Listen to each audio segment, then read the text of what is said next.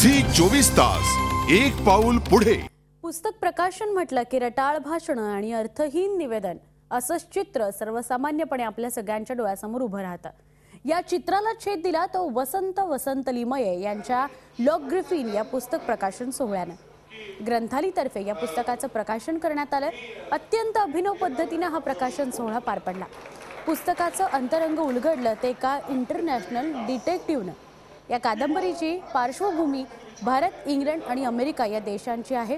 साहजिकच आंतरराष्ट्रीय दहशतवाद आणि आंतरराष्ट्रीय राजकारण ऐरणीवर आलेले आहे। त्यामुळे की काय आंतरराष्ट्रीय घटनांचे भाष्यकार आणि ज्येष्ठ पत्रकार कुमार केतकर यांना इंटरनॅशनल डिटेक्टिव्ह एजन्सीच्या चौकशीला सामोरं जावं लागलं। तर कुमार केतकर अडकले चौकशीच्या फेऱ्यात। त्यांनी स्वतःची सुटका कशी करून घेतली ते ऐका त्यांच्याच शब्दात।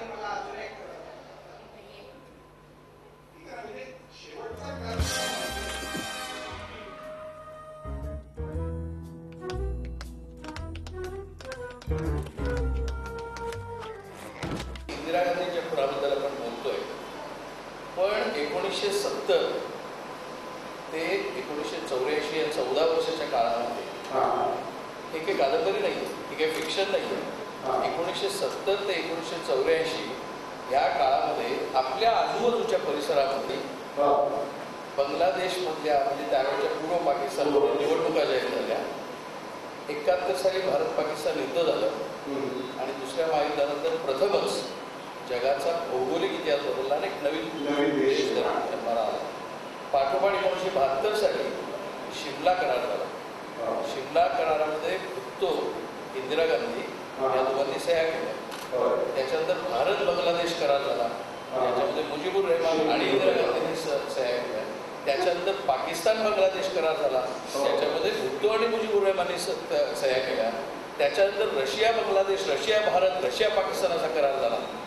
ही तीन माणसं कुठे होतात म्हणजे भुत्तो, इंदिरा गांधी आणि मुजीबुर। 1972 साली शिमला करार झाल्यानंतर 3च वर्षांनी 1975 साली मुजीबुर रहमानच्या कुटुंबासकट शेख हसीना सोडून हत्या करण्यात आली। त्याच्यानंतर 3च वर्षांनी भुत्तोला अटक झाली आणि 1979 साली त्यांना फाशी देण्यात आली। त्याच्यानंतर 5च वर्षांनी इंदिरा गांधींची हत्या झाली। या मधल्या काळामध्ये चिलीच्या आयदेंची हत्या झाली 1973 साली आणि 1979 साली इराणमध्ये क्रांती झाली इस्लामिक आणि त्याच्यानंतर दहशतवाद सुरू झाला। 1970 ते 1984 या काळामध्ये किती हत्याकांड आपल्या परिसरात झाले, त्यात कादंबरी काही नाही आहे, कथानक काही नाही आहे, या वस्तुस्थिती आहेत। आणि त्याच्यानंतर 7च वर्षांनी पुन्हा राजीव गांधींची हत्या झाली। त्याच्यानंतर 15 वर्षांनी बेनजीर भुत्तोची हत्या झाली। त्याच्या मधल्या काळामध्ये श्रीलंकेचे अध्यक्ष प्रेमदास यांची हत्या झाली। म्हणजे आपल्या परिसरामध्ये आपण सारखे त्या हत्याकांडाच्या याच्यात वावरतोय, वातावरणात वावरतोय। याच काळात दंगे झाले, ज्याला तुम्ही दहशतवाद आणि काही लोक इस्लामी दहशतवाद म्हणतात। तो इस्लामी दहशतवाद त्या ज्यूंनी आणि अमेरिकेने सुरू केला हे पटकन लोकांच्या लक्षात येत नाही।